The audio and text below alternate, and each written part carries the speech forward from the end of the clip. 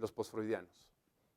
Freudianos, en este tema es paradójico porque muchas de las resistencias que tuvo el psicoanálisis las tuvo al interior mismo de lo que era el psicoanálisis. ¿Qué quiere decir esto? Que muchos de los propios alumnos de Freud, muchos de sus compañeros y de sus discípulos, estaban verdaderamente atrapados a sus viejas convicciones.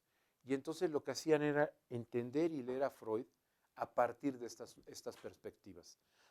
Lo que hacía que de alguna forma, y paradójicamente, los llamados post-freudianos en realidad eran pre-freudianos.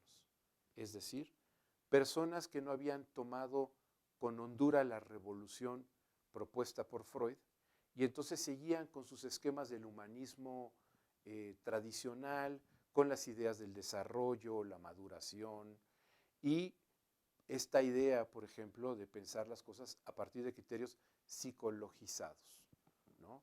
Las familias funcionales, las familias disfuncionales, cuando en realidad no existen, ¿no?, esas cosas, no existen familias funcionales.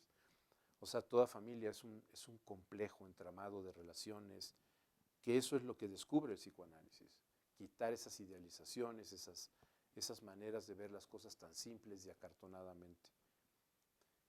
Los posfreudianos entonces empiezan a sacar paradójicamente al inconsciente del centro de su práctica y de sus disertaciones teóricas y se van dirigiendo al yo. Esto es importante porque, por ejemplo, si pensamos en el pensamiento de Descartes, que es sin duda un pensamiento pre-freudiano, Descartes pensaba, yo pienso, luego existo. O sea, el centro del pensamiento de la filosofía que antecede a Freud es la conciencia, es el yo pienso, es el yo. Lo que muestra Freud es que el yo que piensa está siendo determinado por una serie de procesos de carácter inconsciente. Y sin embargo, los posfreudianos regresan al yo sin esa filo que le había dado Freud y empiezan entonces a trabajar, sobre todo paradójicamente también, del lado de Anna Freud, la hija de Freud, con un texto que será clave, que se llama El yo y los mecanismos de defensa, en donde para ella el centro del trabajo analítico había que hacer el yo, en el yo. En un texto, Freud llama el yo y el ello. En el yo y el ello nos advierte que el ello es como un caballo que va a donde quiere y el yo es un jinete que está en ese caballo y que finalmente el que dirige al caballo no es el jinete. El jinete simplemente construye las explicaciones de a dónde va el caballo. Entonces, si de repente el caballo va derecho, el jinete dice, es que en realidad yo quería seguir derecho. Si el caballo da la vuelta a la derecha o se detiene, el jinete inventa una explicación porque lo que no soporta es el sinsentido, el no aceptar que no gobierna a ese caballo, que es el ello. Entonces, desde esta perspectiva, este yo vuelve a ser el centro de la práctica, después de la práctica analítica, y después empieza a virar en Estados Unidos a lo que va a ser el self.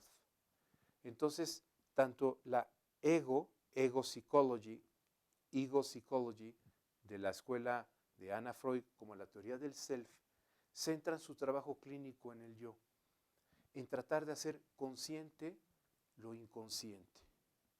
Esto es importante porque esto sin duda es algo que encontramos en Freud, es esta idea de trabajar lo consciente, hacer consciente lo inconsciente, pero no es algo que pueda ser encontrado en todo el momento del desarrollo de la propuesta freudiana.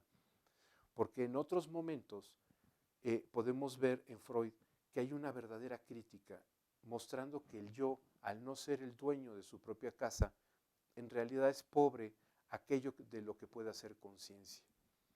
Y además, nos advierte Freud, que el inconsciente propiamente dicho es insusceptible de conciencia. No puede ser llevado a la conciencia, sino solo aquello que ha sido preconsciente. Entonces estamos en una paradoja en la medida que hacer consciente lo inconsciente ya en términos freudianos es imposible. Lo que podríamos ser conscientes es lo preconsciente. Y lo que podríamos ser conscientes es una serie de análisis e interpretaciones de una serie de las manifestaciones de lo inconsciente. Pero lo inconsciente en sí mismo es inaccesible desde la propuesta freudiana. Entonces, digamos, para verlo de alguna forma general, lo que hicieron los postfreudianos fue seguir muchos de las propuestas que había hecho Freud, pero seguirlas por caminos distintos. Por ejemplo, Otto Rank desarrolla toda la teoría de la pulsión y empieza de alguna forma a hablar de